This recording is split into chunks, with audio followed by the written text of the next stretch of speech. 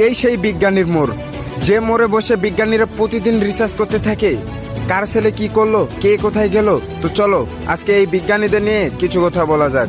আমাদের এই ছোট্ট এলাকাতে লুকিয়ে আছে বড় বড় স্বপ্ন, যেখানে জন্ম নিয়েছে এমন কিছু মানুষ যারা জ্ঞান আর পরিশ্রম দিয়ে বিজ্ঞানকে এগিয়ে নিয়ে যাচ্ছে।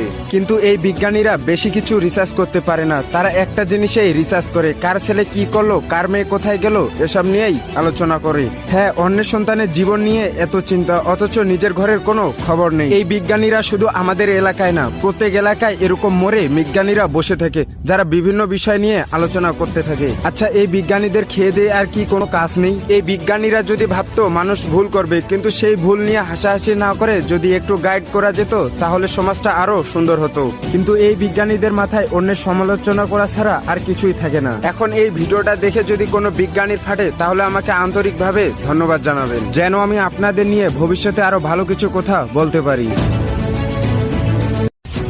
এই সেই বিজ্ঞানীর মোড়, যে মোড়ে বসে বিজ্ঞানীরা প্রতিদিন রিসার্চ করতে থাকে কার ছেলে কি করলো, কে কোথায় গেল। তো চলো আজকে এই বিজ্ঞানীদের নিয়ে কিছু কথা বলা যাক। আমাদের এই ছোট্ট এলাকাতে লুকিয়ে আছে বড় বড় স্বপ্ন, যেখানে জন্ম নিয়েছে এমন কিছু মানুষ যারা জ্ঞান আর পরিশ্রম দিয়ে বিজ্ঞানকে এগিয়ে নিয়ে যাচ্ছে। কিন্তু এই বিজ্ঞানীরা বেশি কিছু রিসার্চ করতে পারে না, তারা একটা জিনিসেই রিসার্চ করে,